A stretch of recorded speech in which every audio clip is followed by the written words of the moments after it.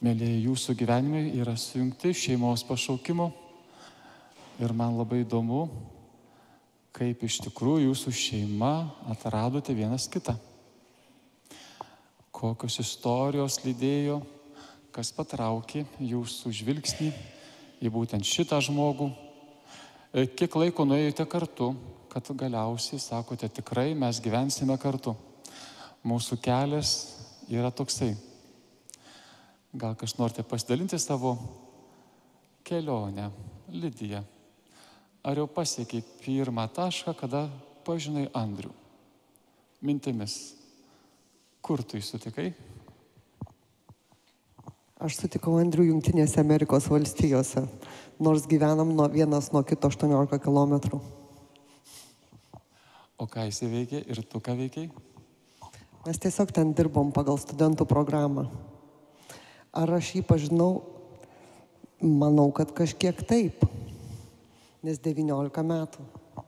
19 metų kartu, o kiek nukeliavote kartu, kad sakytume taip, dabar mūsų tikslai, planai sutampa? Arba panašiai, kiek išdraugavote?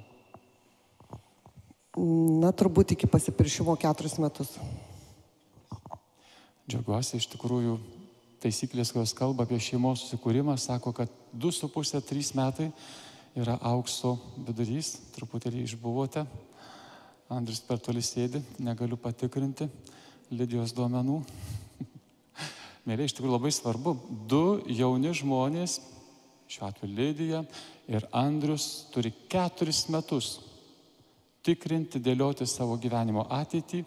Ir kada tie jūsų planai, tie tikslai, jie sueina į vieną ir matote viziją ateities, bendrą gyvenimo viziją, tada be abejo yra sprendimas būti visada kartu, mylėti vienas kitą visą gyvenimą ir būti ištikimas. Taigi visą tai remiasi mūsų santuokos pagrindiniai principai.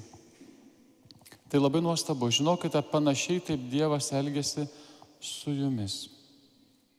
Jis jūs tikrina, vedžioja, vilioja. Šiandieną Jėzus 3 kartą sako apie savo ateitį.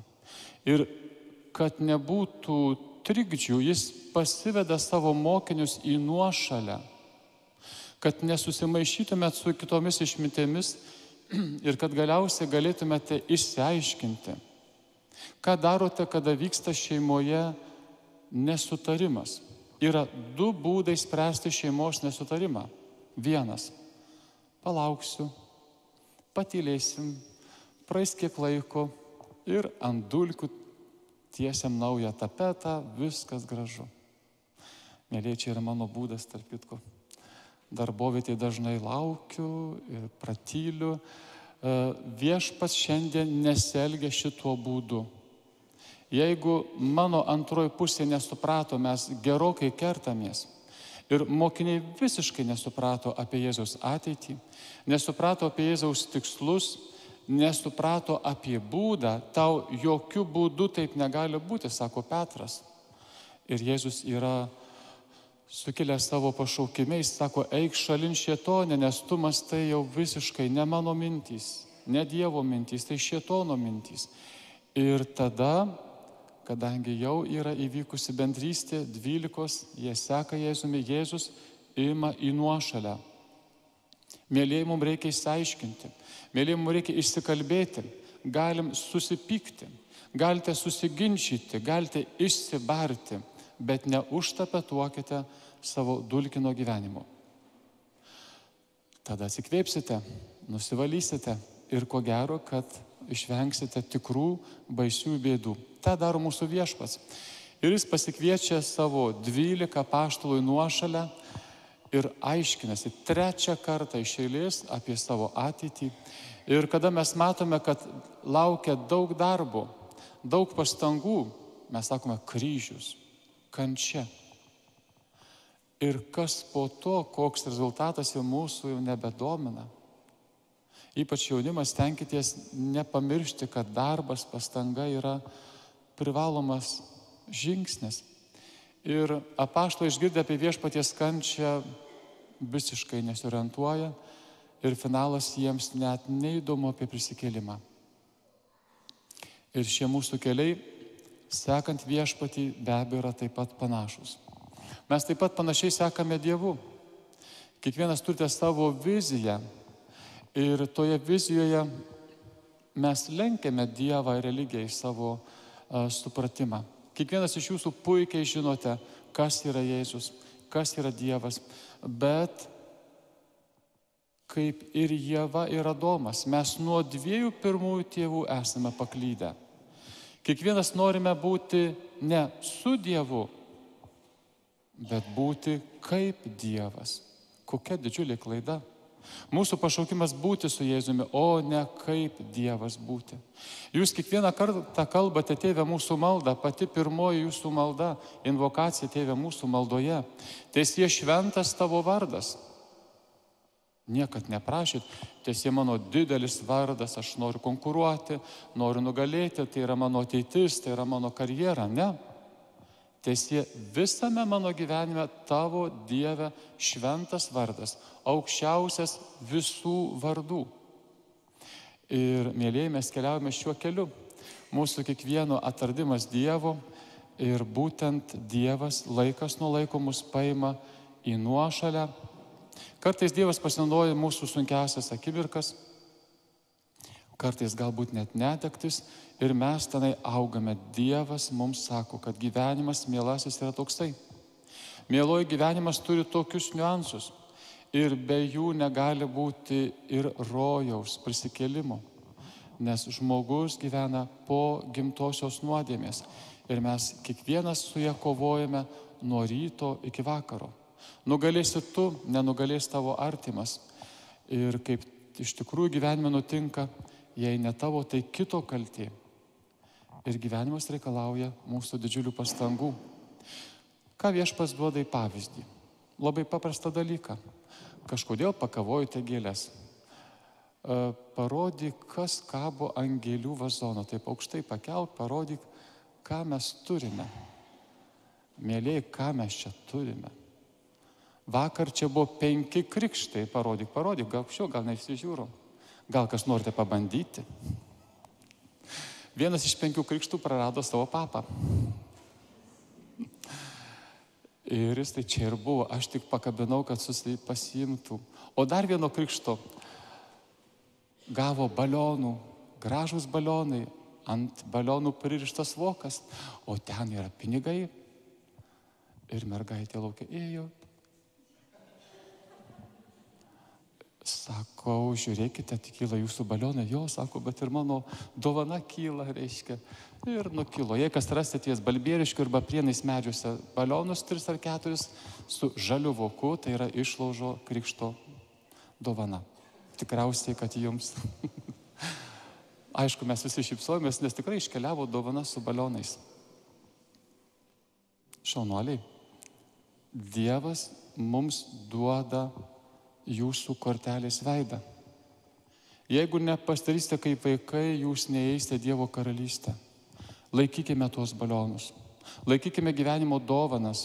Kartais jos pakyla ir mes nežinom, kam atiteks. Bet mano kelias yra vienintelis. Vaiko. Vaiko kelias, kuris turi daugybę savo gražių ir tikrai Dievui patinkančių momentų. Tai pasitikėjimas, atsidavimas ir be abejo tvirtas žiūrėjimas į Dievą su viltimi. Nepamiršk, kad Dievas laiko visus tavo gyvenimo siūlus, Dievas laiko visus tavo gyvenimo darbus, ar tai finansai, ar tai balionai, kas bebūtų, ir Dievas turi paskutinį žodį. Dar keltas minčių iš popiežiaus Pranciškaus sakytų lygiai prieš savaitę.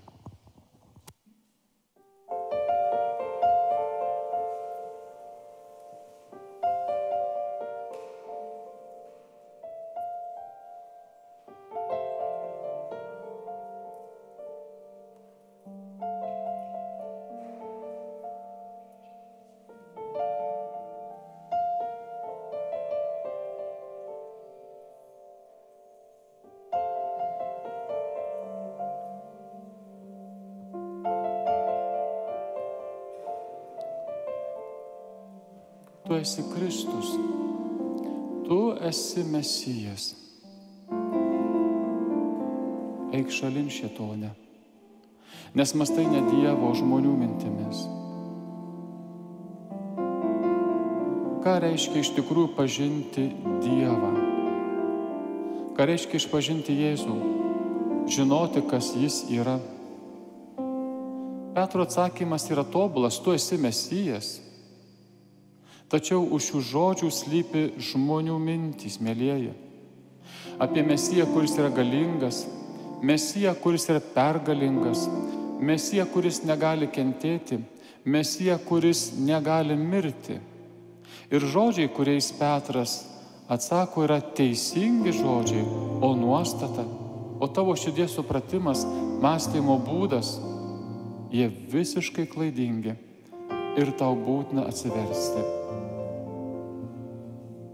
Mes esame kažko išmokę apie Dievą, žinome doktriną, galime sukalbėti nesuklyzdami maldas, o klausimas, kas man yra Jėzus? Gal moki dar ir dabar Baltaroko katekizmo formulę, bet ar esi tikras, kad tu pažįsti jį? Norint pažinti Dievą, neužtenka apie jį ką nors žinoti, būtina juo sekti, leisti, kad jis pagautų, leisti, kad jis tave pakeistų, o tai reiškia, kad reikia užmegzti tikrą, gyvą, tikrą santykį su juo. Tai yra tikras susitikimas su Viešpačiu ir tik tai pakeis tavo gyvenimą, gyvenimo būdą, mąstymą, tavo santykius su savo artimaisiais, pasirinkimą priimti, atleisti, gyvenime daromus pasirinkimus. Jei iš tiesų tu pažintumė Jėzų, juk viskas tuo metu pasikeičia. Liuterono teologo pastoriaus Bonaferijo mintis, jis buvo nužudytas nacistų.